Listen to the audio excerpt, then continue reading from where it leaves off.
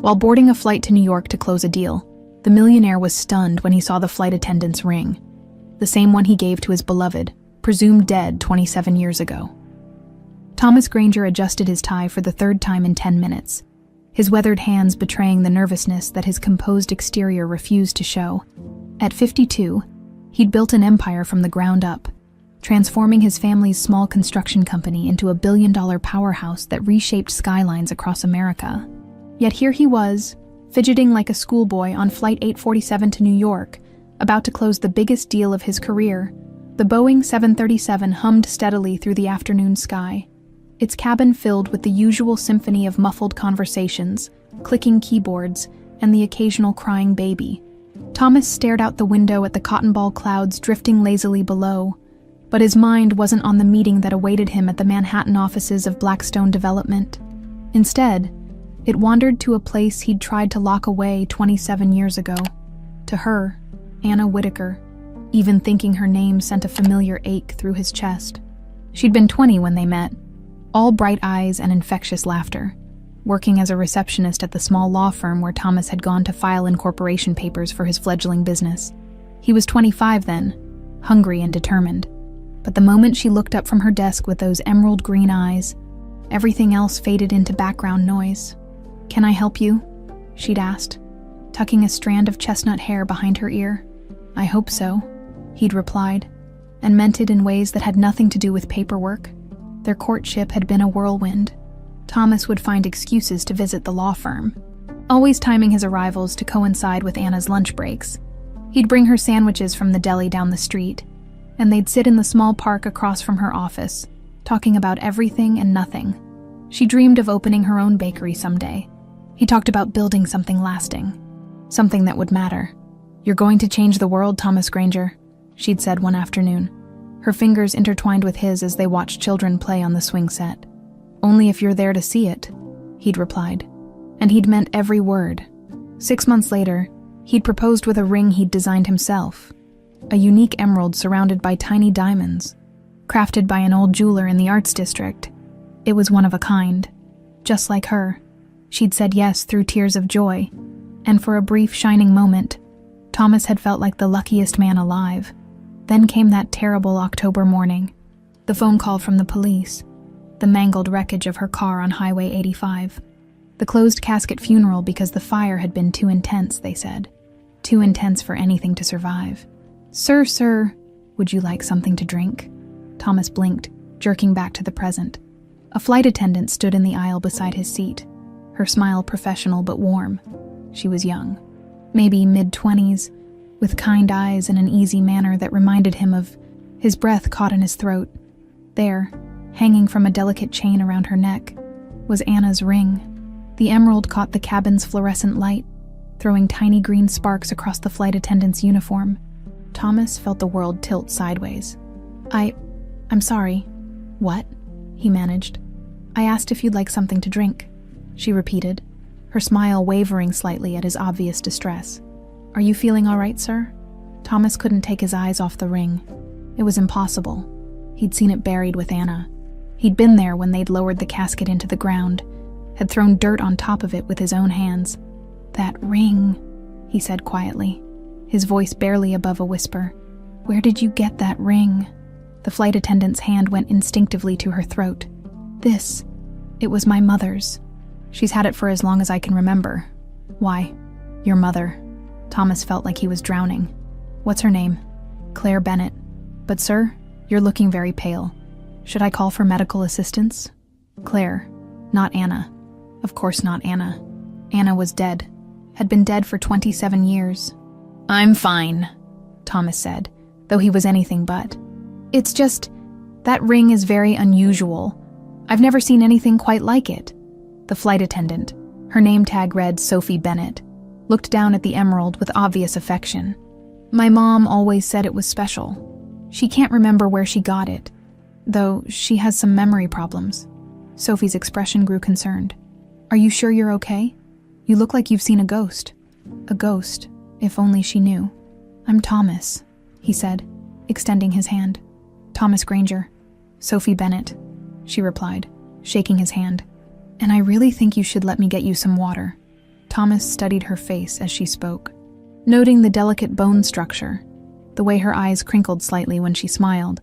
There was something familiar about her features, something that made his heart race for reasons he couldn't quite articulate. "Sophie, this might sound strange, but could you tell me more about your mother, about her memory problems?" Sophie glanced around the cabin, then leaned in slightly. "She has amnesia, has had it for as long as I can remember. She was in some kind of accident when she was younger, before I was born. My grandmother Eleanor found her at a hospital in New Orleans.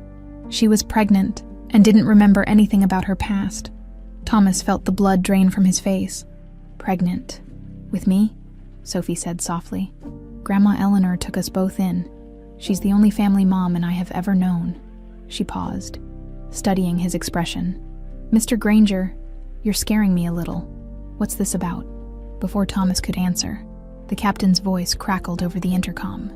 "Ladies and gentlemen, we're beginning our descent into LaGuardia Airport. Flight attendants, please prepare for landing." Sophie straightened, her professional mask sliding back into place. "I have to go, but..." She hesitated, then pulled a small notepad from her pocket and scribbled something on it. "If you really need to know more about the ring, here's my number, but I have to warn you. My mom gets upset when people ask too many questions about the past." Thomas took the paper with trembling hands. "Thank you, Sophie. This is more important than you know." She gave him one last puzzled look before moving on to the next passenger. Thomas slumped back in his seat, his mind reeling. The ring was impossible. Anna was dead. He'd mourned her, had eventually moved on, or tried to. He'd married Rachel 2 years later, though he'd never loved her the way he'd loved Anna. How could he? Anna had been his everything. But that ring was Anna's. He'd designed it himself, had watched the old jeweler craft every detail. There wasn't another like it in the world. As the plane began its descent, Thomas pulled out his phone and scrolled through his contacts until he found the number he was looking for. Marcus Webb, private investigator. They'd worked together on some corporate espionage cases over the years.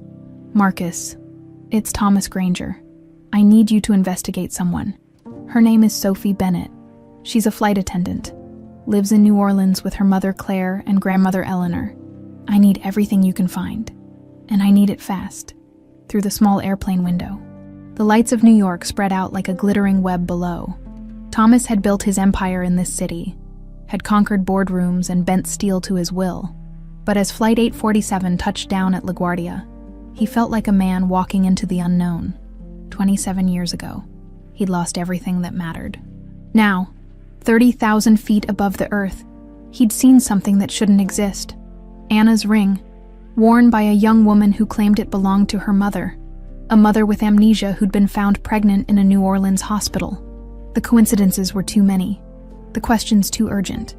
Thomas Granger had come to New York to close a deal. Instead, he was about to reopen a chapter of his life he'd thought was finished forever. 27 years earlier, October 1997, Anna Whitaker hummed softly as she folded Thomas's shirts, her hands moving with the practiced ease of someone who'd found joy in life's simple moments. The small apartment they shared overlooked the river, and morning sunlight streamed through the windows, casting everything in a golden glow that made her engagement ring sparkle. She paused, pressing one of his work shirts to her chest and breathing in his cologne. Tomorrow she'd tell him about the baby, 3 months along, and the secret felt like it was burning a hole in her heart. But she wanted it to be perfect. She'd already planned the whole thing. His favorite dinner, candles, maybe that little Italian restaurant where he'd proposed. The phone rang, jolting her from her daydreaming. "Anna, darling, it's Dolores." Thomas's mother's voice was honey-sweet, but Anna had learned to hear the steel underneath. "I was wondering if you might join me for lunch today. There are some wedding details we should discuss." Anna's stomach clenched. She'd never felt welcome in Dolores Granger's world of country clubs and charity galas. The woman made no secret of her belief that Anna wasn't good enough for her son. "I'm not sure, Mrs. Granger. I was planning to..." "Nonsense, I insist. The club at 1 o'clock. And Anna..." The sweetness in Dolores's voice took on a sharper edge. "Come alone." The line went dead. Anna stared at the phone, unease prickling at the back of her neck. But maybe this was Dolores extending an olive branch. Maybe pregnancy hormones were making her paranoid. She couldn't have been more wrong. At 12:45, Anna stood outside the prestigious Riverside Country Club, feeling underdressed despite her best outfit. She'd barely stepped through the doors when two men in dark suits approached her. "Miss Whitaker, please come with us." "I'm sorry. I think there's been a mistake. I'm here to meet Mrs. Granger for lunch."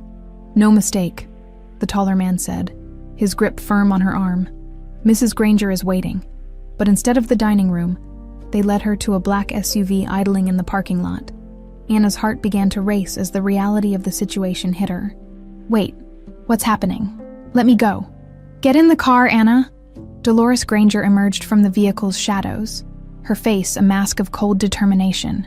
Beside her sat Rachel Thornton, Thomas's childhood friend who'd never hidden her obsession with him. "Mrs. Granger, I don't understand. You're carrying my son's child," Dolores said matter-of-factly. "That makes this situation more complicated than I'd hoped, but not insurmountable." Anna's blood turned to ice. Did you really think you could hide it? I've had you watched for weeks." Dolores stepped closer, her voice dropping to a whisper. "You're nothing, Anna. A secretary from the wrong side of town who thinks she can climb into our world through my son's bed. I won't allow it. Thomas loves me. Thomas is infatuated. It will pass." Rachel spoke for the first time, her voice bitter with years of unrequited longing.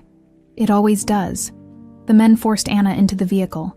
As the SUV pulled away from the country club, she pressed her hands to her still flat stomach, terror consuming her thoughts, not just for herself, but for the tiny life growing inside her. The drive felt endless. When they finally stopped, Anna found herself at a remote farmhouse in the Appalachian foothills, miles from anywhere. The nearest neighbor was probably hours away. "This is where you'll stay until we figure out what to do with you," Dolores announced, her aristocratic composure never wavering. "The pregnancy complicates things, but we'll manage." They locked her in a small bedroom with barred windows. For days that stretched into weeks, Anna planned her escape. She had to get back to Thomas, had to tell him about their child before these monsters could destroy everything. Present day, New York. Thomas paced his hotel suite, Marcus Webb's preliminary report clutched in his hands. The information was sparse but electrifying. Sophie Bennett, 26 years old, born in New Orleans. Mother, Claire Bennett, no records prior to 1997, found at Charity Hospital with severe amnesia after a head injury. The timeline fit perfectly, too perfectly. His phone buzzed. "Rachel, where are you?" His wife's voice was sharp with suspicion. "You missed the Hendersons' dinner party, and Margaret Blackstone called looking for you. She said you never showed up for your meeting." Thomas had completely forgotten about the deal that had brought him to New York. "I had something come up. Something more important than a $2 billion contract." Rachel's tone could have cut glass. "Thomas, what's going on? You've been acting strange for days." Strange, if only she knew. Thomas thought about the woman he'd married. Beautiful, connected, everything his mother had wanted for him. But she'd always been his consolation prize, the safe choice he'd made when grief had clouded his judgment. "I'll be home tomorrow," he said, ending the call before she could respond. 27 years earlier, Anna's chance came on a rain-soaked November night when she was 6 months pregnant. The guard had been drinking. She could smell it on his breath when he brought her dinner. Around midnight, she heard him snoring in the chair outside her door. The window lock had been loose for days. She'd worked at it with a bobby pin whenever she was alone. And finally, it gave way. The drop to the ground was farther than she'd hoped, but she had no choice. She landed hard, pain shooting through her ankle. But adrenaline kept her moving. The forest was thick and dark, branches tearing at her clothes as she stumbled through the underbrush. She could hear them shouting behind her, flashlight beams cutting through the darkness. "Find her," Dolores's voice carried on the wind. She can't have gone far. Anna ran until her lungs burned, until her swollen feet were raw and bleeding. She could see lights ahead. A road, maybe a house, safety, help. But the ravine appeared out of nowhere in the darkness. Anna felt herself falling, the world spinning as her head struck a rock with a sickening crack. The last thing she remembered was the taste of blood in her mouth, and her hands pressed protectively over her belly. When Dolores and Rachel found her at the bottom of the ravine, they thought she was dead. "Well," Dolores said, shining her flashlight on Anna's still form. "That solves our problem." But then Anna moaned, her head moving slightly. She was alive, but barely. "We can't leave her here," Rachel whispered, panic creeping into her voice. "If someone finds her..." "No one will. But you're right. We need to be smart about this." Dolores was already calculating. "Help me get her to the car. There's a charity hospital in New Orleans. We'll drop her there with fake identification. If she survives, the head injury will likely leave her with memory problems. If she doesn't..." She shrugged. "Either way, she's no longer our concern." Present-day Thomas's hands shook as he dialed Marcus Webb's number. "I need you to dig deeper, Claire Bennett. I need medical records, anything you can find about her condition when she was admitted to the hospital, and Marcus. Money is no object. Thomas, what's this really about?" Thomas closed his eyes, seeing Anna's face as clearly as if she were standing in front of him. I think my wife and mother may have committed murder, and I think the victim might still be alive." As night fell over Manhattan, Thomas stared out at the city lights, his mind reeling with possibilities. 27 years ago, he'd buried the love of his life. He'd mourned her, married another woman, built an empire partly to fill the void she'd left behind. But what if Anna hadn't died in that car crash? What if the closed casket had been empty? What if somewhere in New Orleans, a woman named Claire was living with amnesia, raising the daughter he'd never known existed? The questions were too enormous, the implications too staggering. But that ring, that impossible, beautiful emerald ring, was real. And tomorrow, Thomas would begin the journey to either put his ghosts to rest forever, or discover that some miracles were worth waiting 27 years to find. In the shadows of his hotel room, Thomas Granger made a decision that would change everything. He was going to New Orleans. The humid New Orleans air hit Thomas like a wall as he stepped off the plane at Louis Armstrong International Airport. Even in late October, the city clung to its summer heat, thick and heavy with the promise of afternoon thunderstorms. He'd left New York on the first flight out, barely pausing to pack a bag or make excuses to Rachel about extending his business trip. Marcus Webb had texted him an address in the Bywater district, a far cry from the tourist-friendly French Quarter. Thomas rented a nondescript sedan and drove through neighborhoods that spoke of modest dreams and working-class resilience. Shotgun houses lined the streets in faded pastels, their narrow porches adorned with hanging ferns and wind chimes that tinkled in the breeze. The address led him to a pale yellow house with white trim, its small front garden bursting with late-season roses and jasmine. A hand-painted sign by the front steps read, "Bennett Family," in cheerful blue letters. Thomas parked across the street, his heart hammering against his ribs. For an hour, he sat in his car and watched. The house seemed peaceful, almost sleepy in the afternoon heat. An elderly woman, Eleanor, he assumed, emerged to water the plants, moving slowly but purposefully. She had silver hair pulled back in a neat bun and wore a simple house dress that had seen better days, but was immaculately clean. At 3:15, a battered Honda Civic pulled into the narrow driveway. Thomas held his breath as a woman got out of the passenger side, even from across the street. Even 27 years later, he knew. Anna, she was older, of course. Her chestnut hair was now streaked with gray and pulled back in a practical ponytail.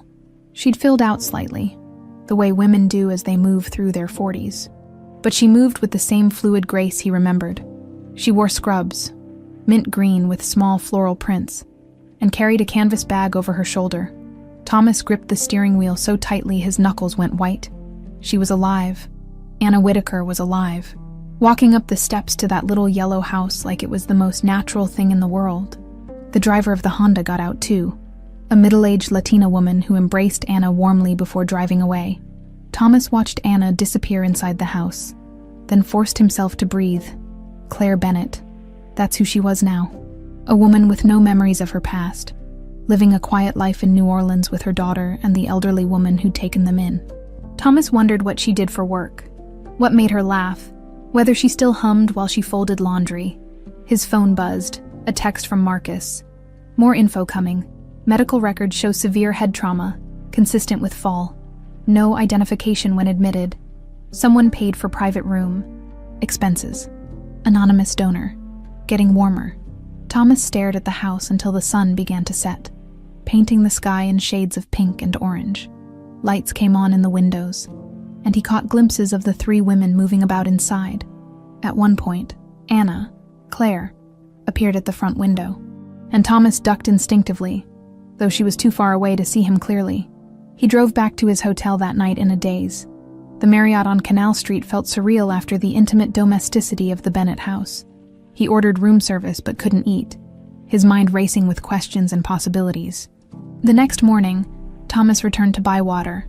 This time, he positioned himself at a coffee shop with outdoor seating 2 blocks away, where he could observe the house without being obvious. At 7:30, Sophie emerged in her flight attendant uniform, climbed into a cab and disappeared toward the airport.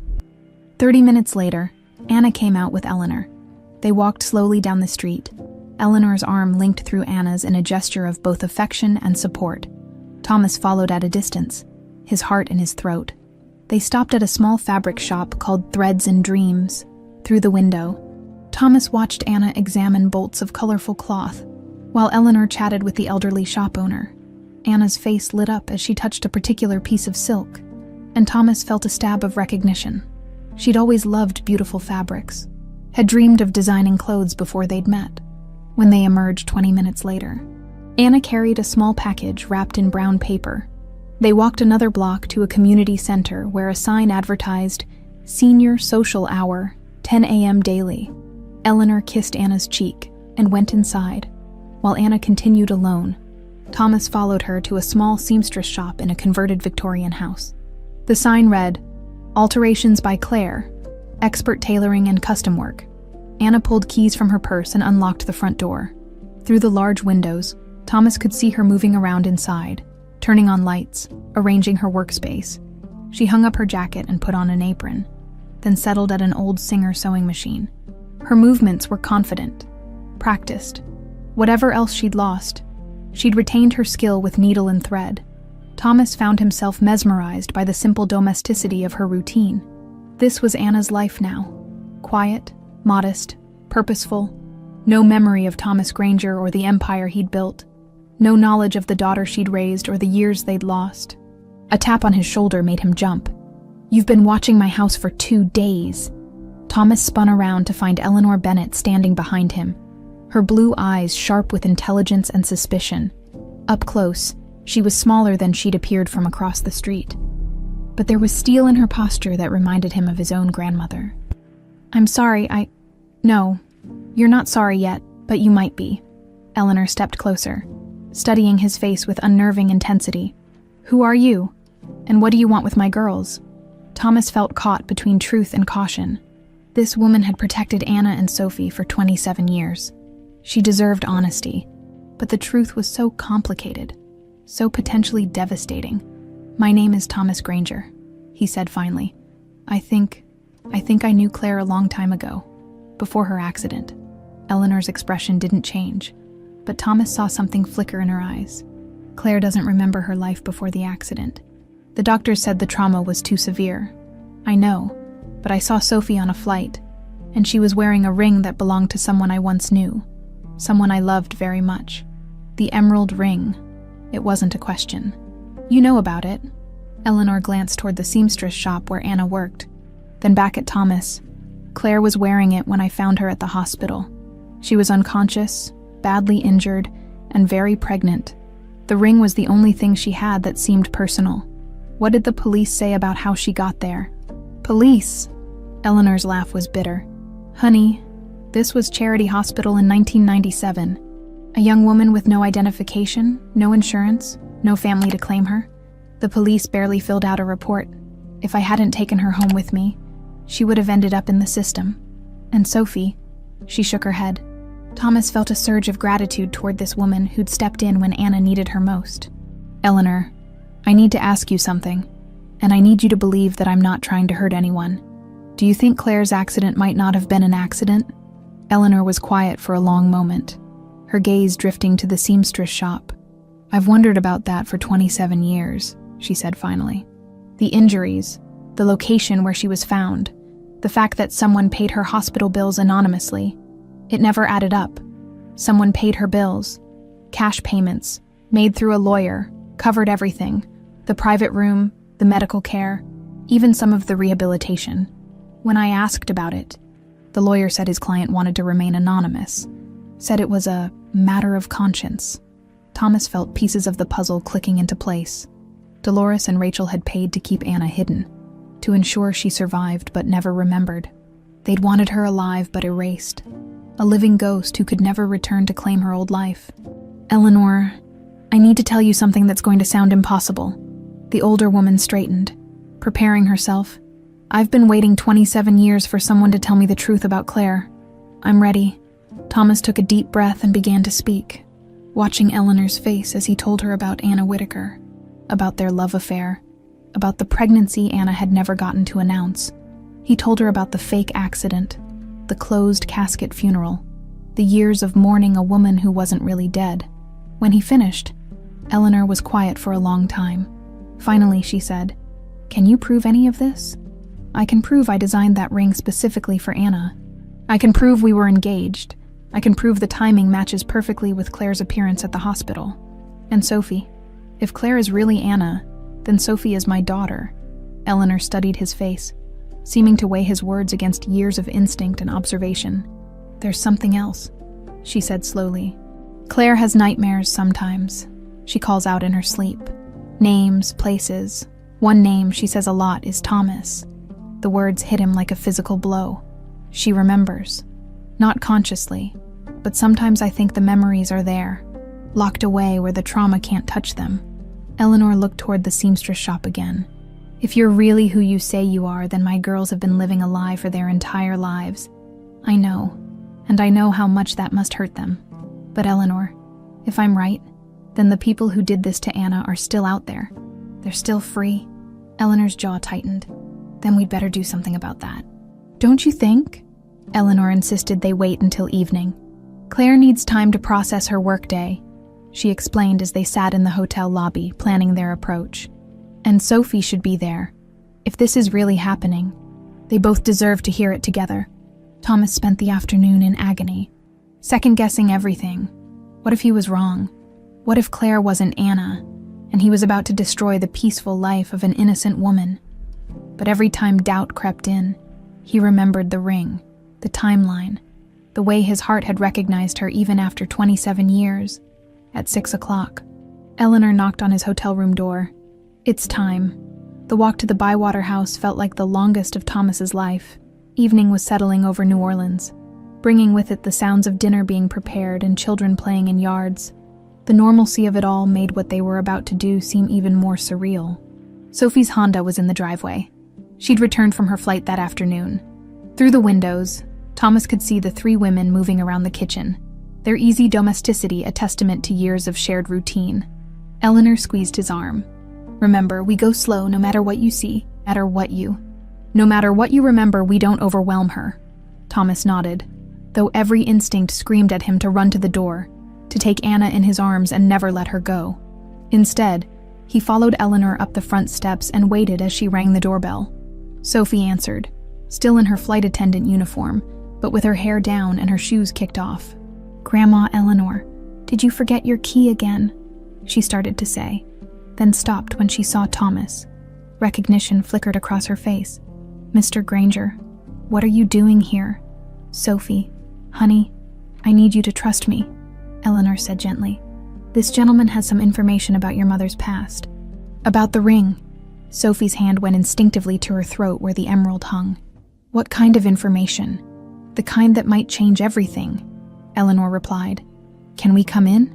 Sophie hesitated, then stepped aside. The living room was small but cozy, filled with mismatched furniture that somehow worked together perfectly. Photographs covered every surface. Sophie at various ages, Eleanor and Claire together, family moments captured in cheap frames that spoke of love rather than money. "Mom's in the kitchen," Sophie said, her voice uncertain. "She's making her famous jambalaya." As if summoned by their voices, Claire appeared in the doorway, wiping her hands on a dish towel. She wore jeans and a soft blue sweater, her hair loose around her shoulders. When she saw Thomas, she froze. For a moment, they simply stared at each other across the room. Thomas felt 27 years collapse into nothing. She was older, yes, and the spark of recognition he'd hoped for wasn't there. But this was Anna, his Anna, the woman he'd loved more than his own life. "Claire," Eleanor said softly, "this is Thomas Granger. He's come a long way to see you." Claire's brow furrowed in confusion. "I'm sorry, have we met?" The question was a knife to Thomas's heart, but he managed to keep his voice steady. "A long time ago, you probably don't remember." "I don't remember much of anything from before my accident," Claire said, her tone apologetic. "Eleanor, what's this about?" Eleanor guided them all to sit down, Claire and Sophie on the sofa, Thomas in the armchair across from them. He could see Anna's face clearly now, could catalog the changes time had brought. Her eyes were the same, that incredible green that had captivated him decades ago, but there were lines around them now, and a wariness that the young Anna had never possessed. "Claire," Thomas began, his voice rougher than he'd intended, "I knew you before your accident. We were engaged." The words hit the room like a thunderclap. Sophie's mouth fell open, while Claire simply stared at him with no recognition whatsoever.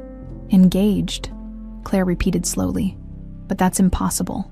I don't remember being engaged to anyone." Thomas reached into his jacket and pulled out an envelope. Inside were photographs, dozens of them, carefully preserved for 27 years. He handed the first one to Claire with trembling fingers. It showed the two of them at a county fair. Thomas, with his arm around a laughing young woman who was unmistakably Claire. They were both so young, so carefree, so cotton candy in their hands and pure joy on their faces. Claire stared at the photograph, her breathing becoming shallow. This is me. Your name was Anna Whitaker then," Thomas said gently. "We met at a law firm where you worked. We dated for 6 months before I proposed." He handed her another photograph, the proposal itself, captured by a friend Thomas had secretly asked to document the moment. Anna was crying happy tears as Thomas knelt before her in the same park where they'd shared so many lunches. "I don't understand," Claire whispered, her voice beginning to shake. "Why don't I remember any of this?" Sophie leaned over to look at the photographs, her face pale with shock. "Mom, you look so happy." Thomas showed them more pictures. Quiet moments in their apartment. Anna cooking dinner while Thomas worked at the kitchen table. The two of them dancing in their living room to music only they could hear. In every image, their love was palpable, radiating from the photographs like warmth. "We were planning to be married in the spring," Thomas continued, his own voice breaking slightly. "You were working on your dress. You were so talented with a needle, just like you are now. You wanted a simple ceremony, just family and close friends." Claire's hands were shaking as she held the photographs. "What happened to me? Why can't I remember?" Thomas exchanged a glance with Eleanor. They'd agreed to go slowly, but the questions were coming whether they were ready or not. "You disappeared," he said simply. "One day you were there, planning our future, and the next day the police called to tell me you died in a car accident. But I didn't die," Claire said, confusion evident in every word. "No, you didn't die." Thomas reached into the envelope again and pulled out one more photograph, this one of the emerald ring on Anna's finger. "I designed this ring specifically for you. There's only one like it in the world." Sophie's hand flew to her throat. "The ring. Your mother was wearing it when Eleanor found her at the hospital," Thomas said. "It's how I knew when I saw you wearing it on the plane. I knew Anna had to be alive." Claire stood up abruptly, pacing to the window with her back to them. Thomas could see her shoulders shaking. "Sophie," she said without turning around. "You said this man was asking about the ring on the plane." "Yes." "Mom? He looked like he'd seen a ghost." Claire turned back to face Thomas, tears streaming down her face. "If what you're saying is true, if I really was this Anna person, then you thought I was dead for 27 years. 27 years, 3 months, and 16 days, Thomas said quietly. The precision of his answer seemed to hit Claire like a physical blow. She sank back onto the sofa, staring at him with new understanding. "You never forgot me. Never. Not for a single day." Sophie was studying the photographs with growing amazement. "Mom, look at this one." She held up a picture of Anna and Thomas together, both of them laughing at something off camera. "You have the same smile, the same exact smile." Eleanor spoke for the first time since the introductions. "Claire, honey, there's something else you need to know." Claire looked at her with eyes full of trust and growing fear. "What?" Thomas. "Show her the other photographs," with hands that shook slightly. Thomas pulled out a final set of pictures. These showed Anna at various stages of early pregnancy, her hand on her still small belly, Thomas's hand covering hers, both of them glowing with anticipation. "You were pregnant when you disappeared," Thomas said softly. "About 3 months along." Sophie's face went completely white. 3 months. "The timing matches exactly with your birth," Eleanor said gently. "Claire was 6 months pregnant when I found her. You were born premature, but healthy." The room fell into absolute silence. Sophie stared at Thomas with new eyes, seeing for the first time the resemblance that had been there all along. The shape of her jaw, the way she gestured with her hands, the stubborn set of her chin when she was determined. "Are you saying," Sophie whispered, "that you're my father?" Thomas met her gaze, his heart breaking and soaring simultaneously. "If Claire is really Anna, then yes, you're my daughter, the daughter I never knew I had." Claire stood up again. Moving to stand behind Sophie's chair, her hands fell protectively on her daughter's shoulders, and Thomas recognized the gesture. Anna had always been fiercely protective of the things she loved. "This is a lot to process," Claire said, her voice stronger now despite the tears. "Even if I can't remember, even if everything you're saying is true, we've built a life here, Sophie and I. We're a family." "I know," Thomas said quickly. "I'm not here to disrupt anything. I needed to know. I needed to see if you were really alive." Sophie stood up and walked over to him, studying his face with an intensity that reminded him painfully of Anna. "Can you prove it, that you're my father?" "DNA test," Thomas said immediately. "We can do it tomorrow if you want." Sophie nodded slowly, then did something that took Thomas completely by surprise. She reached out and touched his cheek, her fingers gentle against his skin. "I have your eyes," she said simply. And in that moment, Thomas Granger felt his broken heart begin to heal. The next morning arrived gray and drizzly, typical New Orleans weather that seemed to mirror the emotional atmosphere in the Bennett house. Thomas had barely slept, his mind racing between hope and terror. What if the DNA test proved he was wrong? What if Sophie wasn't his daughter, and Claire wasn't Anna? But deeper than that fear was another one. What if he was right, and the truth destroyed the peaceful life these women had built? Eleanor had insisted Thomas stay for breakfast. If we're going to turn everyone's world upside down, we might as well do it properly fed, she'd said with the practical wisdom of someone who'd weathered many storms. Claire moved around the kitchen with quiet efficiency, making coffee and scrambled eggs while Sophie sat at the small table, turning the photographs over and over in her hands. The resemblance between Sophie and Thomas was undeniable in the morning light, not just physical, but in the way she tilted her head when thinking, the way her fingers drummed against the table when she was nervous. "I've been thinking," Sophie said suddenly, looking up at Thomas, "about things that never made sense before." Thomas set down his coffee cup. "What kind of things?" "My blood type. I'm AB negative, really rare. Mom is O positive. Eleanor is a positive. It never added up. But when I asked about it, Mom would get this look." She glanced at Claire, who was standing very still by the stove, like the question hurt her somehow. Claire turned around, her face pale. "I always assumed you got it from your father, the father I couldn't remember." Eleanor spoke up quietly. "AB negative. That's what it said on your medical bracelet, Thomas. When you were in the hospital after that construction accident 5 years ago, I remember because Sophie and I were worried it might be hereditary." The words hung in the air like a revelation. Thomas felt something settle in his chest. Not proof. Exactly. But another piece of evidence that felt like destiny arranging itself. "There's something else," Sophie continued, her voice growing stronger. "I've always been good with numbers, with business stuff. It drives me crazy when people are inefficient. Mom says I get these moods where I pace around the house rearranging things and making lists." She looked directly at Thomas. "Eleanor says you built a billion-dollar company from nothing. That takes a certain kind of mind." "It does," Thomas agreed, remembering his own younger self. Driven, organized, unable to rest when things weren't exactly right. "But Sophie, those could be coincidences." "Maybe, but then there's this." Sophie reached behind her neck, and unclasped the emerald ring, letting it pool in her palm. "I've worn this every day since I was 16. Eleanor gave it to me for my birthday. Said it was the only thing Mom had when she found her. But Thomas, when I put this on, it was like coming home. Does that make sense?" Thomas stared at the ring, remembering the day he'd commissioned it. The old jeweler had asked what made Anna special, and Thomas had talked for an hour about her laugh, her kindness, the way she made even ordinary moments feel magical. The craftsman had listened carefully, then created something that captured all of that. Elegant but not ostentatious, unique but somehow timeless. "It makes perfect sense," he said quietly. Claire had been silent throughout this exchange, but now she moved to the table and sat down heavily. "I want to try something," she said, her voice barely above a whisper. "Thomas, will you tell me about her? About Anna? Not just the facts, but who was she?" Thomas felt his throat tighten.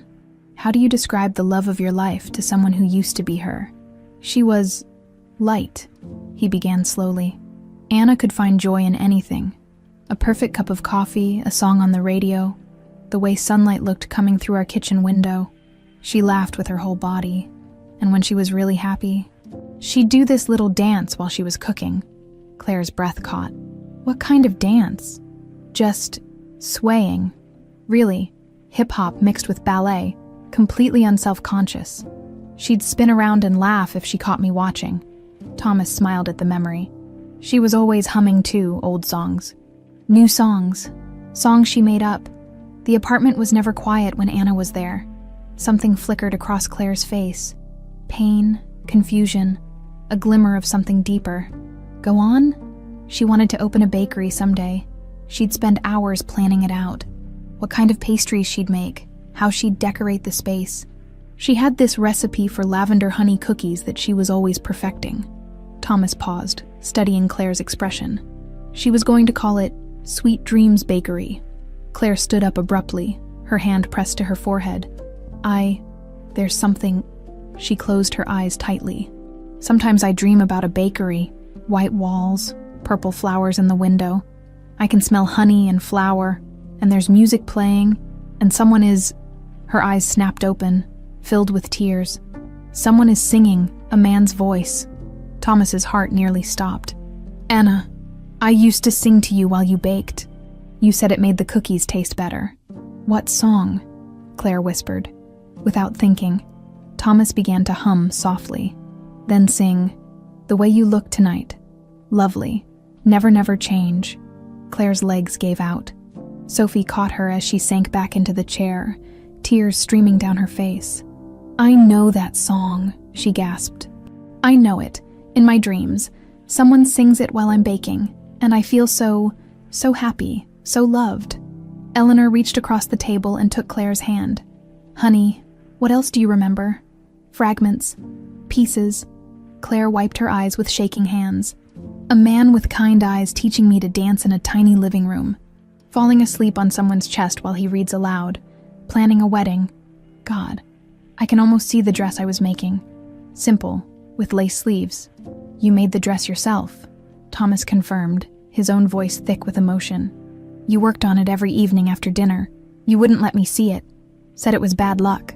"The morning," Claire continued, her voice growing stronger as the memories surfaced. "There was a morning when I was so excited about something. I had news, important news, and I was going to tell someone that night, over dinner, with candles." Her hand went to her stomach unconsciously. "I was pregnant. I was going to tell you I was pregnant." Thomas reached across the table, covering her hand with his. "I never knew. I never got the chance to hear you say it." Sophie was crying now too, watching her mother remember a life that had been stolen from her. "Mom, what else? What else do you remember?" "Pain," Claire said immediately, her face darkening. "Terror, being taken somewhere against my will. A woman with cold eyes and an expensive purse," she said. Claire's breathing became labored. "She said I wasn't good enough, that I was nothing." Thomas felt rage building in his chest. "My mother, Dolores Granger. And there was another woman, younger, beautiful, but bitter. She looked at me like she wanted me dead. Rachel, my wife." The words tasted like poison in Thomas's mouth. Claire pulled her hands free and stood up, pacing to the window. They kept me somewhere. A farmhouse, I think, locked in a room. I was so scared, not just for me, but for the baby. I knew I had to get away, had to get back to... She turned to look at Thomas. Back to you. Anna, what happened? How did you get hurt? I tried to escape. It was dark, raining. I was running through the woods, and I couldn't see where I was going. There was a cliff, a ravine. She touched the back of her head instinctively. I fell. Everything went black. The room was silent except for the soft sound of crying. Sophie had her hands pressed to her mouth, staring at her mother with horror and admiration. They left me to die, Claire continued, her voice growing stronger with each revelation. But someone found me, took me to a hospital. I found you, Eleanor said softly. 3 days later, the doctors said you'd been there with no identification. No family. Someone had paid for your care, but they wouldn't say who. Thomas felt the final pieces clicking into place. They paid to keep you alive but anonymous, alive but erased. Sophie stood up suddenly, fury radiating from every line of her body. They stole our lives, all of our lives. You lost 27 years with Mom. Mom lost her entire identity, and I grew up without a father because those monsters wanted to play God. Thomas looked at his daughter, because there was no doubt now, DNA test or no DNA test, and saw his own determination reflected in her eyes. Sophie, I want you to know that Eleanor gave you something I never could have. She gave you love, stability, a real home. I'm grateful to her for that, but we still deserve the truth, Sophie said fiercely, and they need to pay for what they did. Claire returned to the table, sitting down beside Thomas. For the first time since he'd found her, she looked directly into his eyes without confusion or fear. I remember you, she said simply. Not everything, but enough. I remember loving you more than I thought it was possible to love another person. Thomas felt tears he'd held back for 27 years finally fall. I never stopped loving you. I married Rachel because everyone said I needed to move on. But I never stopped loving you. Claire reached up and touched his face, her fingers tracing the lines that hadn't been there when they were young. We lost so much time, but we found each other again, Thomas said, covering her hand with his.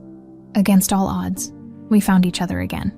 Sophie sat back down, the emerald ring still in her palm. So what do we do now? Those women are still out there, still free. Thomas looked around the table at these 3 remarkable women. Eleanor, who'd saved Anna's life through pure compassion. Sophie, who'd grown up strong and brave despite never knowing her father. And Claire, who'd built a new life from nothing after losing everything. Now, he said, we make sure they face justice for what they did, and then we figure out how to be a family. The DNA results arrived 3 days later, though by then they felt like a formality. Thomas sat in the Bennett living room with the sealed envelope in his hands. Surrounded by the 3 women who had become his world in the span of a week, the certainty was already there, in Sophie's mannerisms that mirrored his own, in the way Claire's memories had flooded back like a dam breaking, in the undeniable rightness of being together again. Well? Sophie asked. Sophie, her voice tight with anticipation, despite knowing what the results would say. Thomas opened the envelope and scanned the technical language until he found what they were looking for. 99th out of the 97% probability that I am Sophie's biological father. Sophie let out a breath she'd been holding for days. So it's real. All of it, Thomas confirmed, looking at his daughter, with wonder that still felt too enormous to contain. Claire had been quiet since her memories had fully returned, processing 27 years of stolen life. Now she spoke, her voice steady, but filled with an anger that had been building for days. I remember everything now, every detail. The way Dolores looked at me like I was dirt under her shoe. The way Rachel smiled when they locked me in that room. They knew I was pregnant, Thomas. They knew, and they didn't care. Thomas felt the familiar rage building in his chest, the same fury that had driven him to build his empire. To prove himself worthy of Anna's love, was now focused on the women who had destroyed their lives. We need evidence, he said, forcing himself to think strategically. Memories won't be enough in court, especially with how much time has passed. Eleanor, who had been listening from her chair by the window, spoke up. There might be records, The hospital where I found Claire, the lawyer who paid her bills. There could be a paper trail. Sophie stood up suddenly, pacing with the same restless energy Thomas recognized in himself. There's something else. Something I should have thought of sooner. She turned to face them, her expression grim. I work for an airline. I have access to passenger manifests, flight records. If Dolores and Rachel traveled to Louisiana around the time Mom was found, there would be records. Sophie, that could get you in trouble with your job, Claire said, concern evident in her voice. Mom, they stole our entire lives. A job is nothing compared to that. Thomas watched his daughter pace, marveling at her fierce determination. She was so much like Anna, willing to fight for what was right, no matter the personal cost. There's another problem, he said quietly. Rachel is still my wife. Legally, she's entitled to half of everything I own. And my mother? She's never going to admit to what she did without a fight. Then we make sure the fight is public, Sophie said, her eyes blazing. These women destroyed our family because they thought they were untouchable. Time to prove them wrong, over the next 2 days. They worked methodically to build their case. Marcus Webb, Thomas's private investigator, proved invaluable. His contacts in law enforcement helped them trace the anonymous payments to Claire's hospital bills, which led to a law firm in Baton Rouge that had been paid in cash to handle the transactions. Meanwhile, Sophie used her airline connections to pull flight records from late 1997. What she found was damning. Dolores Granger and Rachel Thornton had flown together to New Orleans on November 15, 1997. Just 2 days before Claire was found at the hospital, they'd returned to New York the following morning. They didn't even stay to make sure I was going to live, Claire said, when Sophie showed her the records.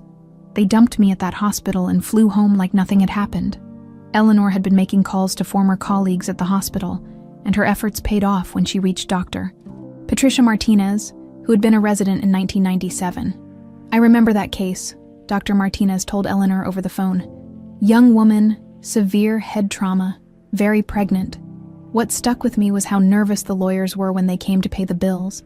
They kept asking about her prognosis, whether she was likely to recover her memory. It wasn't normal concern. It felt like they were afraid of something. But their biggest breakthrough came from an unexpected source.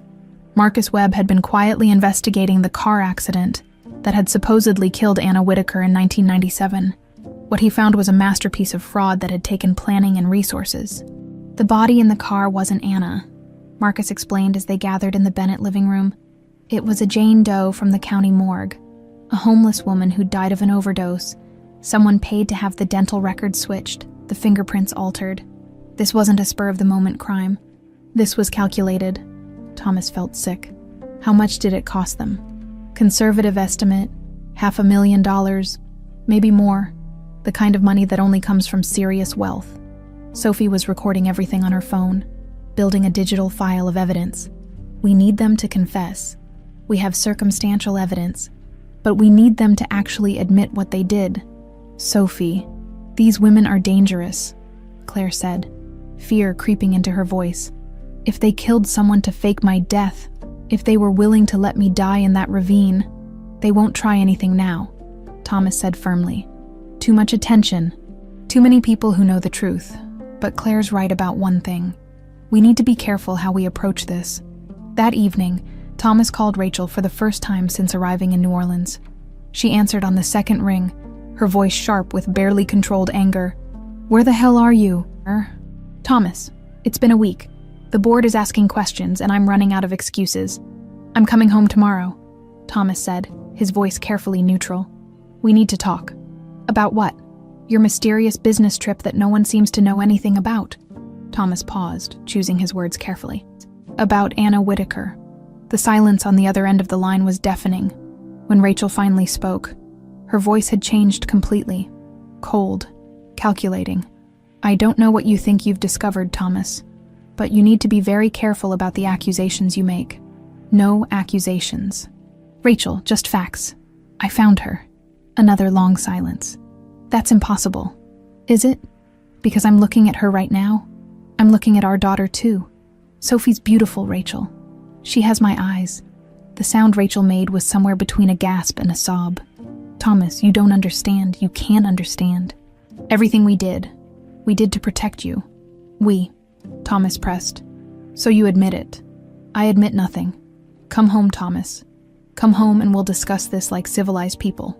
Oh, I'm coming home, Thomas said. And I'm bringing Anna with me. I'm bringing our daughter and Rachel. We're not going to discuss anything like civilized people. We're going to discuss it like the criminals you are. He hung up before she could respond. Claire, who had been listening to the conversation, looked pale. She knows we're coming. Good, Thomas said grimly. Let her know. Let her panic. Let her make mistakes. Sophie was already researching flights on her phone. I can get us on the morning flight to New York. Employee discounts, she added with a wan smile. Eleanor stood up slowly, her age showing for the first time since Thomas had met her. I'm coming with you. Eleanor, you don't have to. Those women stole my girls, Eleanor said, her voice carrying the authority of someone who had weathered many storms. I've been protecting Claire and Sophie for 27 years. I'm not stopping now. Thomas looked around the room at these three remarkable women who had become his family in the space of a week. Tomorrow, they would fly to New York and confront the monsters who had destroyed their lives. Tomorrow, they would demand justice for 27 years of stolen time. But tonight, for the first time in nearly 3 decades, Thomas Granger fell asleep holding the woman he loved, with his daughter sleeping safely down the hall. It wasn't the life they had planned, but it was the life they had fought to reclaim. And tomorrow, they would make sure that those who had stolen it from them would finally pay the price. Sophie lay awake in her childhood bedroom, staring at the ceiling and thinking about the father she'd never known she had, the mother whose true identity had been hidden from her, and the grandmother who had sacrificed everything to keep them safe. In 12 hours, they would be on a plane to New York. In 12 hours, the real fight would begin. The flight to New York felt like traveling back in time. Thomas sat between Claire and Sophie, watching the familiar skyline of Manhattan emerge through the airplane window. The city that had been his kingdom for 27 years now felt foreign. Tainted by the knowledge of what had been built on lies, Claire gripped his hand as the plane descended, her knuckles white with tension. The closer they got to New York, the more her recovered memories seemed to weigh on her. She remembered this city as the place where her life had been stolen, where the people who claimed to love Thomas had destroyed everything good in his world. Are you sure about this? She whispered, as the landing gear touched down. Maybe we should have gone to the police first. We need them to confess, Thomas replied, though doubt gnawed at him. The evidence we have is strong, but 27 years is a long time. Witnesses die. Records disappear. We need their own words condemning them. Sophie, sitting by the window, had been unusually quiet during the flight. Now she turned to face them, her expression determined but troubled. I've been thinking about something. If they were willing to kill someone to fake Mom's death, if they left her to die in that ravine, what's to stop them from trying to finish the job now? Eleanor, sitting across the aisle, leaned forward. Because now there are 4 of us who know the truth. And because Thomas is a public figure, if anything happens to any of us, it will raise questions. Thomas wished he felt as confident as Eleanor sounded. The women who had orchestrated Anna's disappearance had shown themselves capable of careful planning and ruthless execution. They wouldn't go down without a fight. At LaGuardia, Thomas rented a car and drove them to a hotel in Midtown, far from his penthouse on the Upper East Side, but close enough to respond quickly when the time came. He'd deliberately chosen a place Rachel wouldn't think to look, a mid-range business hotel where they could plan their next moves without interference. Their first stop was Marcus Webb's office. The private investigator had been busy during their absence, and the evidence he'd compiled was staggering.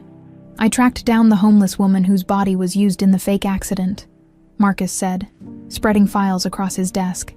Maria Santos, 34 years old, died of a heroin overdose 3 days before Anna supposedly died in that car crash.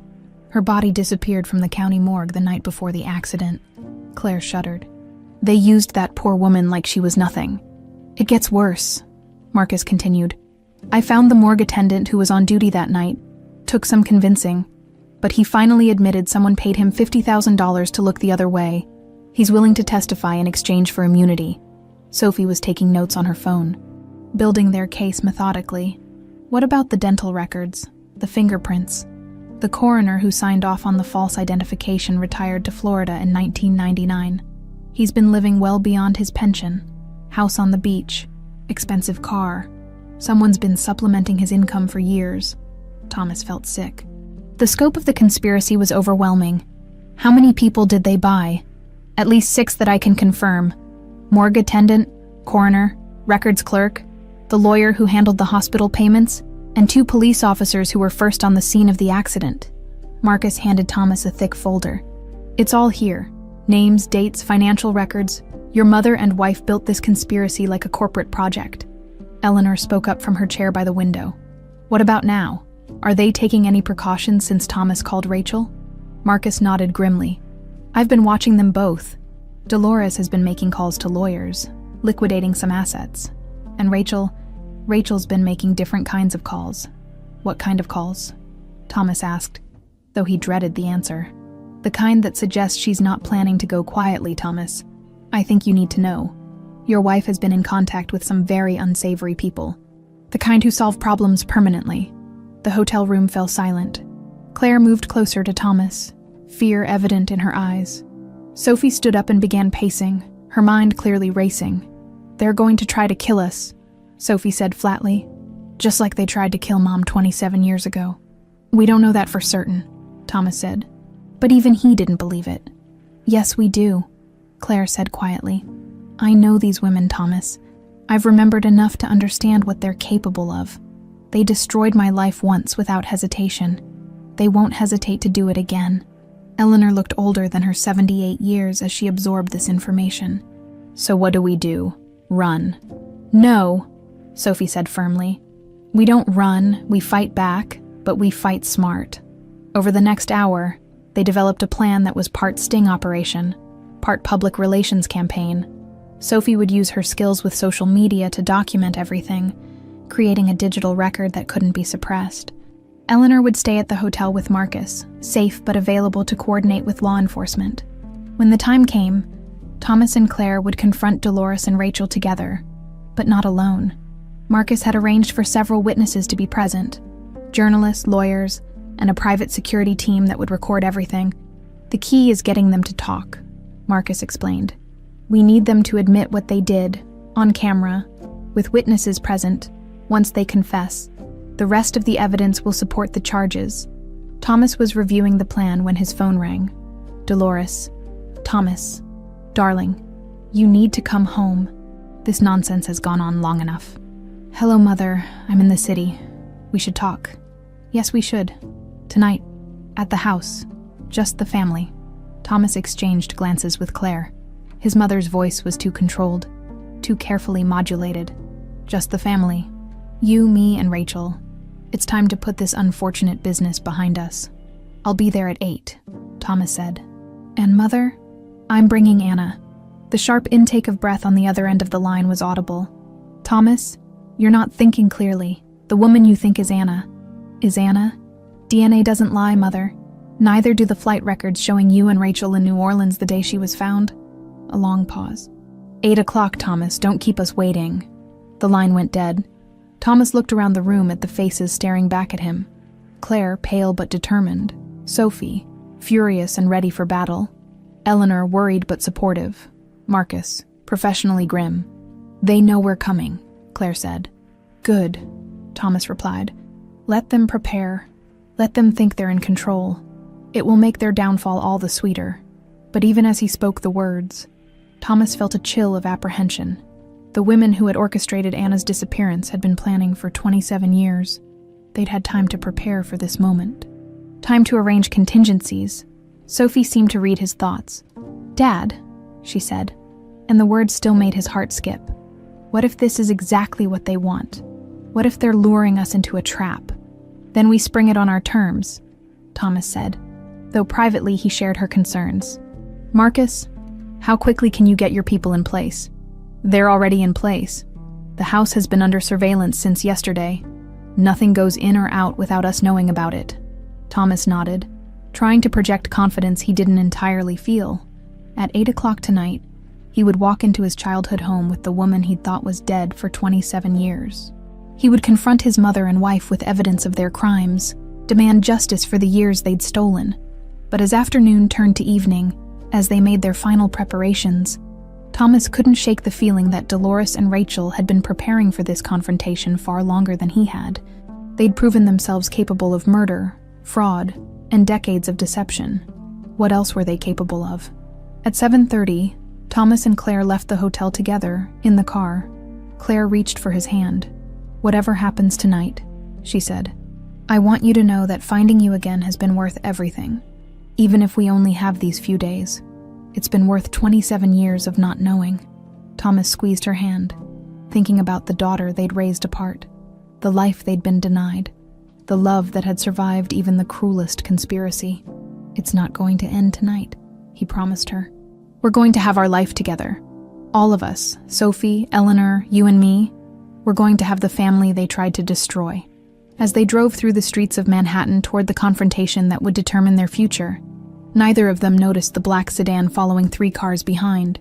The Granger family mansion stood like a fortress on Fifth Avenue, its limestone facade glowing under the streetlights. Thomas had grown up in this house, had brought Anna here once to meet his parents back when the future seemed bright and full of promise. Now, returning with her 27 years later, the building felt more like a mausoleum than a home. "I remember this place," Claire whispered as they sat in the car across the street. "Your mother invited me here for dinner once, early in our relationship. She spent the entire evening making sure I understood I didn't belong." Thomas squeezed her hand.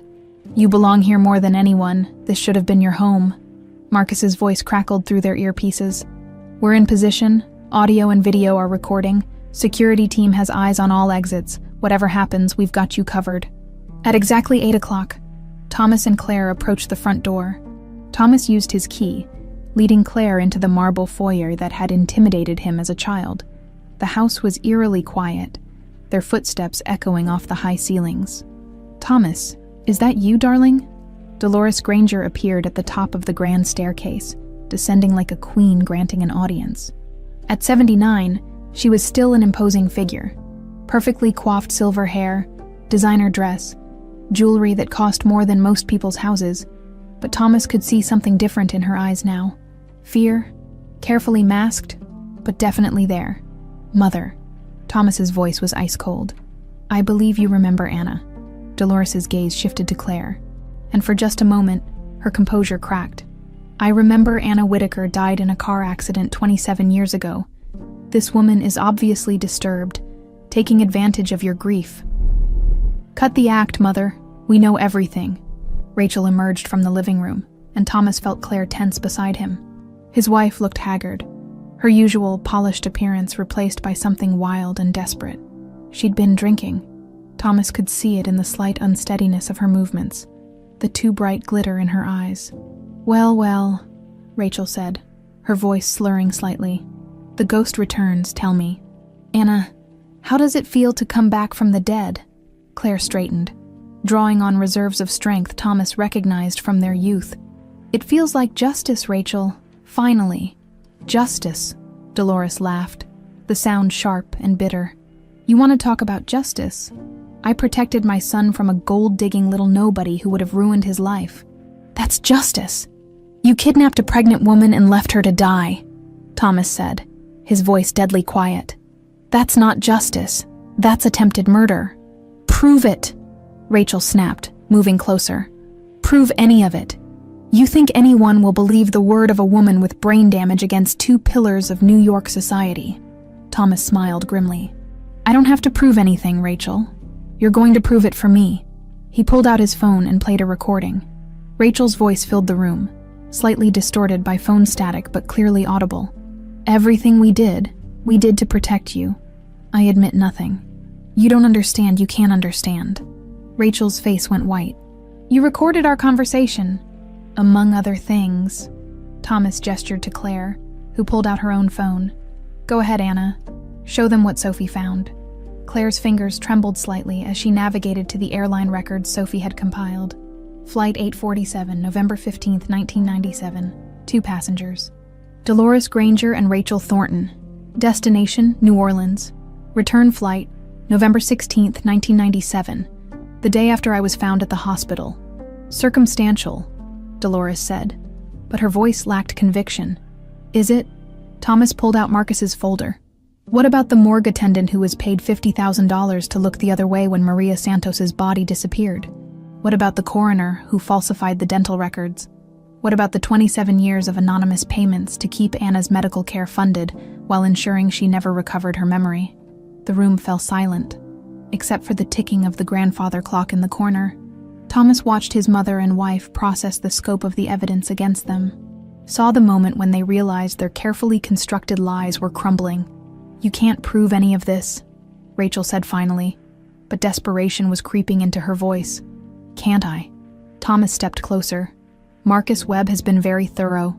Bank records, phone records, witness statements. It's all there, Rachel. 27 years of evidence, and it all points to you and my mother."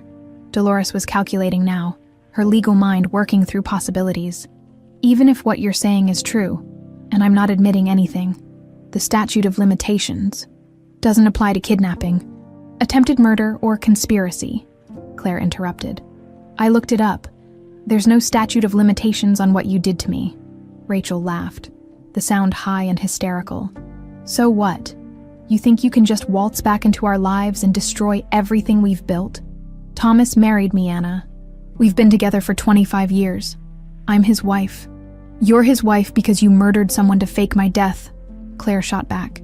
"Your entire marriage is built on a crime, built on necessity," Dolores snapped, her carefully maintained facade finally cracking. "Thomas was throwing his life away on a secretary from Queens. You would have dragged him down to your level, made him ordinary. I loved him," Claire said simply.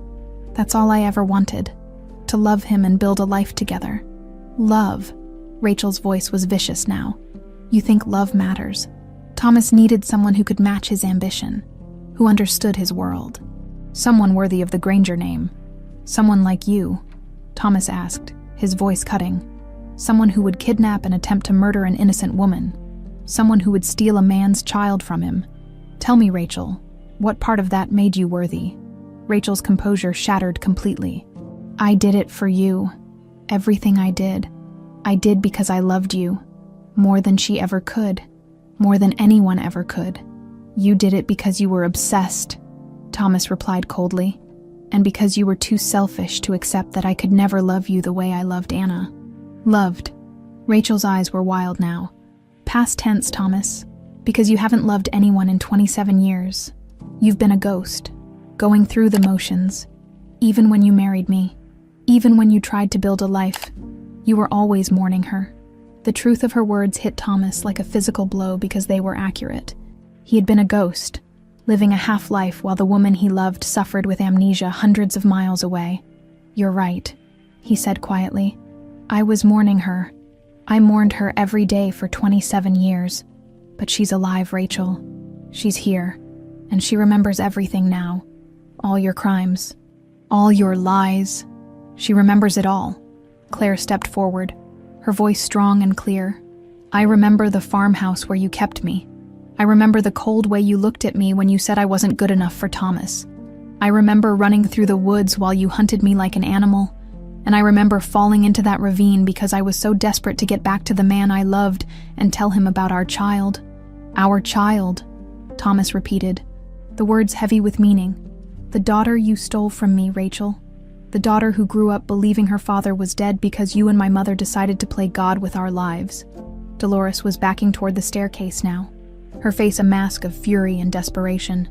"You can't prove any of this in court. The evidence is too old, the witnesses unreliable. Then I guess we'll have to rely on your confession," Thomas said calmly. "What confession?" Thomas smiled, pulling out his phone and stopping the recording app. "The one you've been giving for the last 10 minutes. Did you really think I'd walk into this house without recording everything?"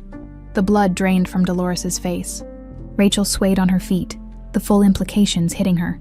"You recorded us," Rachel whispered. "Every word, including your admission that you did it all for love, and Mother's explanation of why Anna wasn't worthy of the Granger name. A jury is going to love hearing that." Rachel's face contorted with rage. "You think you've won. You think you can just destroy our lives and walk away. You destroyed your own lives," Claire said, "the moment you decided that love wasn't enough, that Thomas's happiness didn't matter if it didn't fit your plans. My happiness never mattered to either of you," Thomas added. Miss, only your own. Only what you wanted. Rachel reached into her purse, and Thomas saw the glint of metal. Claire saw it too, and stepped protectively in front of him. Rachel, don't, Thomas warned. But Rachel was beyond reason now, beyond fear of consequences.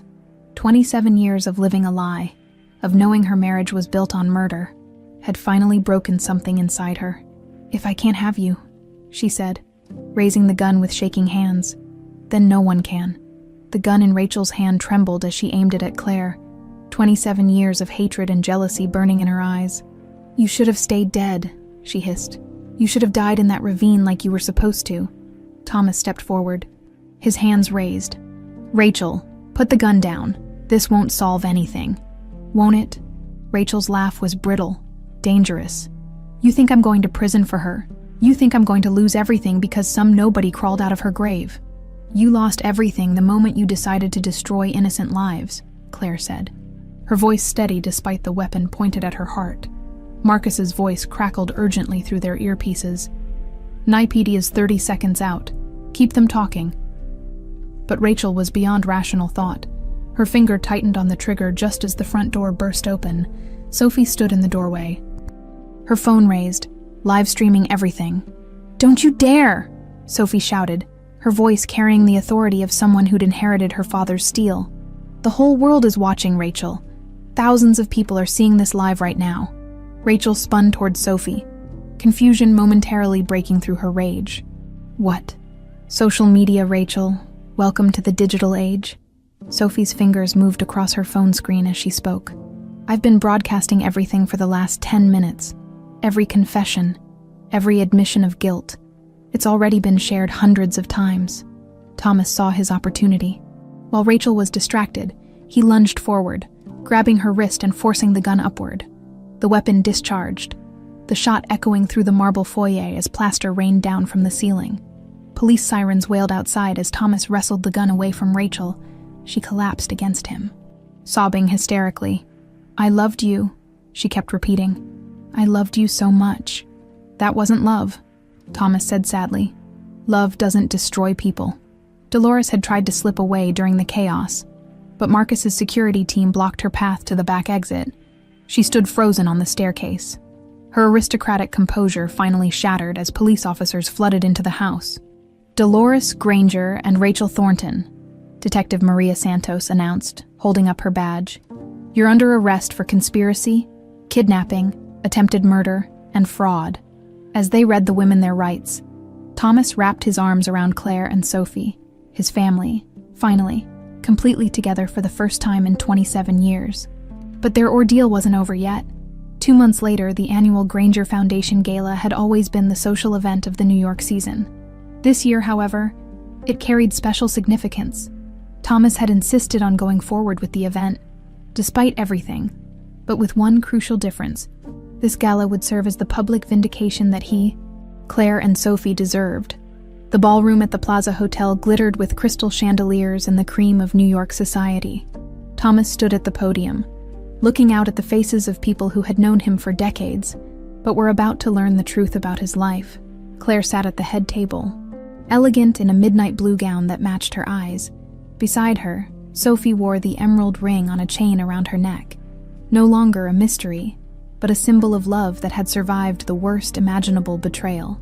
Eleanor, resplendent in silver silk, beamed with pride at her girls. Ladies and gentlemen, Thomas began, his voice carrying clearly through the hushed ballroom.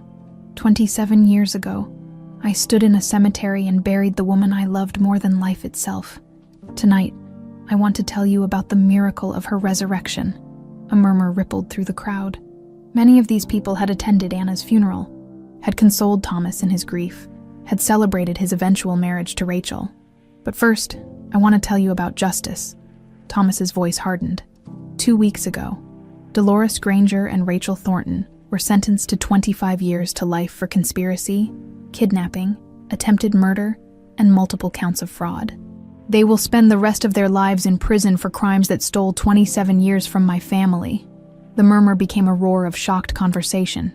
Thomas raised his hand for silence. The woman they tried to kill was Anna Whitaker, my fiancée, who was 3 months pregnant with my child when they kidnapped her in 1997. They faked her death, used the body of a homeless woman to create a false accident, and left Anna to die in a ravine in Louisiana. Claire stood up, moving to join Thomas at the podium. Together, they faced the crowd that had believed in their separation for so long. Anna survived, Thomas continued. Thomas, his hand finding hers.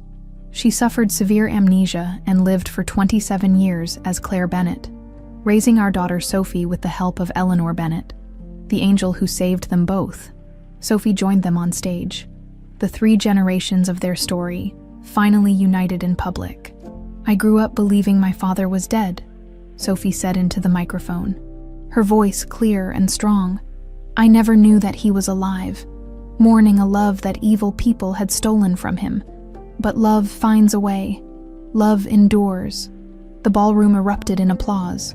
But Thomas wasn't finished.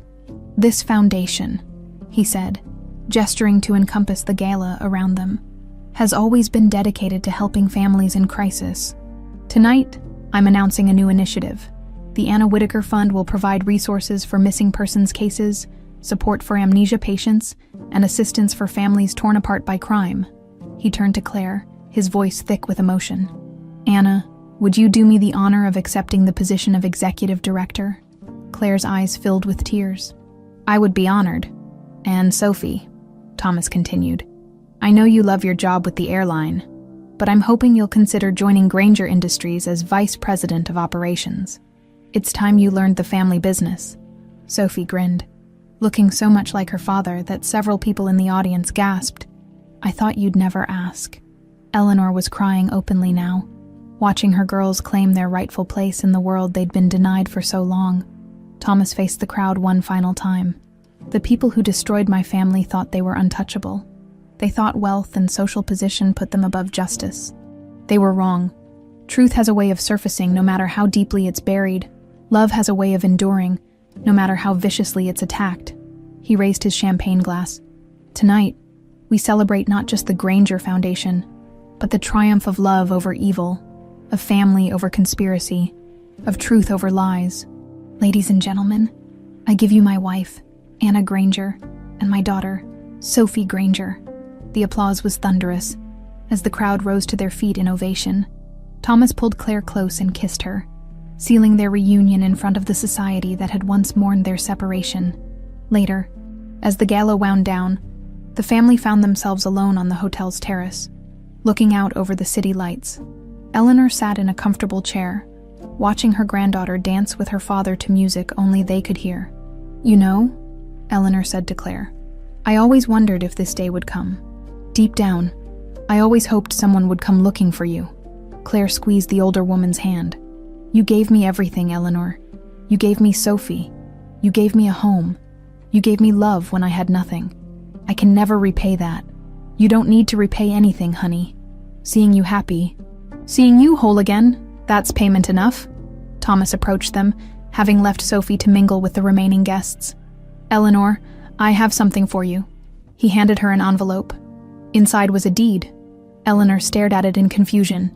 Thomas, what is this? The deed to a house in New Orleans. 3 bedrooms, 2 baths, in the Garden District. I thought you might like to have a place to visit when you want to escape New York winters. Eleanor's eyes filled with tears. Thomas, I can't accept this. You can, and you will, Thomas said firmly. You saved my family, Eleanor. You gave me back everything that mattered. A house is the least I can do. Sophie rejoined them, slightly breathless from dancing. What's everyone crying about?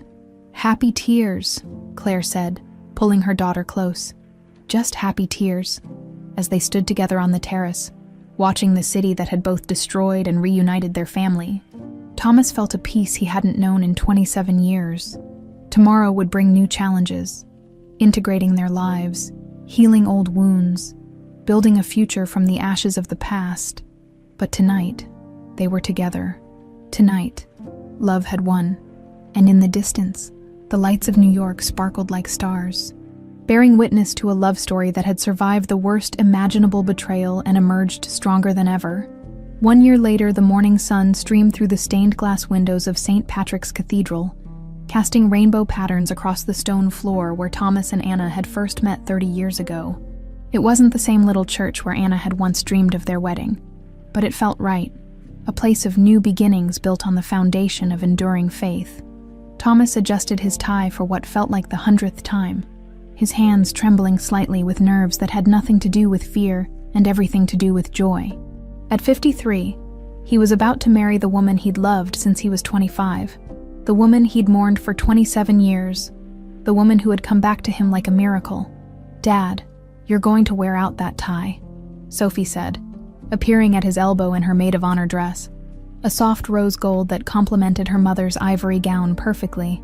At 27, she'd seamlessly stepped into her role as Thomas's daughter and business partner, bringing fresh perspectives to Granger Industries while learning the empire her father had built in her absence. "I can't help it," Thomas admitted, his voice thick with emotion. "I've waited 30 years for this moment." 27, Sophie corrected with a gentle smile. But who's counting? Marcus Webb, serving as Thomas's best man, clapped him on the shoulder. "She's not going to change her mind, Thomas. Not after everything you've both been through." Through the cathedral doors, Thomas could see the guests arriving. New York society had turned out in force, curious to witness the wedding that had become the most talked about love story in the city. But Thomas only had eyes for the people who truly mattered. Eleanor, radiant in purple silk, taking her place in the front pew, Dr. Martinez, who had flown in from New Orleans, the former hospital workers who had cared for Anna during her recovery. Even Maria Santos's sister, who had become an advocate for homeless rights after learning how her sister's body had been used in the conspiracy. The organ music swelled, and Thomas felt his heart skip a beat. This was it. After 3 decades of love, loss, separation, and reunion, Anna Whitaker was finally going to become Anna Granger. Sophie squeezed his arm before taking her place at the altar. "She's beautiful, Dad. You're both going to be so happy." The doors at the back of the cathedral opened, and Thomas's breath caught in his throat. Anna appeared, radiant in a simple but elegant ivory gown that she'd designed and sewn herself. It was similar to the dress she'd been making 30 years ago, but refined by the wisdom and grace that came with surviving unimaginable hardship. But it was Eleanor walking beside her that made Thomas's eyes fill with tears. The woman who had saved Anna's life, who had raised Sophie with love and wisdom, who had become the mother Anna had never known. Eleanor was giving the bride away, representing all the love that had sustained their family through the darkest times. As they walked down the aisle, Thomas saw Anna's eyes find his and hold them. In that gaze, he saw everything: their young love, the pain of separation, the miracle of rediscovery, and the promise of a future they would finally share. When they reached the altar, Eleanor kissed Anna's cheek and placed her hand in Thomas's. "Take care of my girl," she whispered, though her eyes were shining with joy rather than sadness. "Always," Thomas promised. Father Murphy, who had known Thomas since childhood, smiled at the couple before beginning the ceremony. "Dearly beloved, we are gathered here today to witness a love story that proves the power of faith, hope, and enduring devotion. Thomas and Anna, your journey to this altar has been longer and more difficult than most, but it has also been a testament to the truth that love conquers all." As the priest spoke about love's ability to survive even the gravest trials, Thomas thought about the year that had passed since the gala. It hadn't always been easy. Anna had struggled with nightmares about her captivity, and Thomas had battled guilt over the years they'd lost. Sophie had needed time to adjust to having a father in her life, and Eleanor had worried about her girls forgetting their New Orleans roots. But they'd worked through each challenge together, with family therapy, patience, and the unshakable foundation of love that had brought them back to each other. Anna had thrown herself into her work with the foundation, using her experience to help other families torn apart by crime. Sophie had proven herself a natural businesswoman, bringing innovations to Granger Industries that honored both profit and principle. Eleanor had become the family matriarch she'd always been meant to be, spending half her time in New York and half in the beautiful Garden District house Thomas had bought her. "Thomas," Father Murphy said, "do you take Anna to be your wife? To love and cherish her in sickness and in health? For richer or poorer? For better or worse? For as long as you both shall live?" "I do," Thomas said, his voice strong and clear. I've been taking her as my wife in my heart for 30 years. Today just makes it official." Laughter rippled through the congregation, but Anna's eyes were serious as she spoke her own vows. "Anna, do you take Thomas to be your husband, to love and honor him through all of life's challenges and joys?" "I do," Anna said, her voice carrying the weight of everything they'd endured. "I took him as my husband the day he proposed 30 years ago. I never stopped being his wife, even when I couldn't remember his name." Thomas slipped the wedding ring, a new one, but designed to complement the emerald engagement ring she wore, onto Anna's finger. Anna did the same with his ring, her hands steady despite the tears streaming down her face. "By the power vested in me by God and the state of New York," Father Murphy pronounced, "I now pronounce you husband and wife, Thomas. You may kiss your bride." The kiss was tender, reverent, full of 30 years of longing finally fulfilled. When they broke apart, the cathedral erupted in applause and cheers. As they walked back down the aisle as husband and wife, Thomas caught sight of Rachel and Dolores's former friends in the congregation. Some had come out of genuine happiness for his newfound joy, but others had come out of curiosity or social obligation. It didn't matter. Nothing could diminish this moment. The reception was held at the Plaza Hotel, in the same ballroom where Thomas had revealed the truth about his family a year ago. But where that night had been about justice and vindication, tonight was pure celebration. Sophie gave a toast that brought the house down. "A year ago, I thought I was an orphan with a grandmother and an amnesiac mother. Tonight, I'm a Granger with two parents who love each other more than anything in the world, plus the best grandmother anyone could ask for. Sometimes the best families are the ones you have to fight for." Eleanor's toast was simpler, but no less moving. To Anna and Thomas, "May your second chance be everything your first chance should have been." But it was Anna's words that stopped the room cold. 30 years ago, I was planning to tell the man I loved that we were going to have a baby. Evil people stole that moment from us, stole 27 years of our lives. But they couldn't steal our love, they couldn't steal our daughter, and they couldn't steal our future. She raised her champagne glass. "Tonight, I want to tell that same man something else, Thomas. We're going to have another baby." The ballroom fell silent for a heartbeat, then exploded in shocked joy. Thomas stared at Anna, his face cycling through disbelief, wonder, and pure elation. "Are you serious?" he managed. 8 weeks, Anna said, her hand moving to her still flat stomach.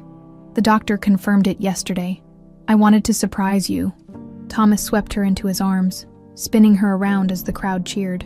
Sophie was crying and laughing simultaneously, while Eleanor dabbed at her eyes with her handkerchief. Later, as the reception wound down, the family found themselves on the hotel terrace again, looking out over the city that had witnessed both their greatest sorrow and their greatest joy. "A baby," Thomas said, still unable to quite believe it. "At our age, love doesn't have an expiration date," Anna replied, leaning against his shoulder. "Besides, Sophie's going to need someone to boss around when she takes over the company." Sophie laughed. "I'm going to be the best big sister in the world. This kid is going to be so spoiled." Eleanor smiled, watching her family with deep contentment. Some stories have happy endings after all. As they stood together under the stars, Thomas thought about the journey that had brought them to this moment. The young man who had fallen in love with a secretary from Queens could never have imagined the trials that lay ahead, but he also couldn't have imagined the depth of love that would sustain them through everything. "I have something to tell you all," Thomas said suddenly. "I've been thinking about scaling back my role at the company, spending more time with family." Anna smiled. "What would you do with yourself?" "I was thinking about teaching. Maybe business classes at the local college, sharing what I've learned about building something that lasts." "What you've learned," Sophie said thoughtfully, "is that the only thing that really lasts is love." Thomas pulled his wife and daughter closer, with Eleanor's hand warm on his arm. Tomorrow would bring new challenges. A pregnancy at Anna's age wouldn't be without risks. Sophie would continue learning to balance her heritage with her ambitions. Eleanor would keep being the glue that held them all together. But tonight, under the New York sky, Thomas Granger was exactly where he belonged, with his wife in his arms, his daughter by his side, and his family complete at last. "We lost 27 years, my love," he whispered to Anna as the city sparkled below them. "But we have the rest of our lives ahead of us," she whispered back. And as the cathedral bells chimed midnight, marking the beginning of their new life together, Thomas knew that some love stories are worth waiting a lifetime to complete.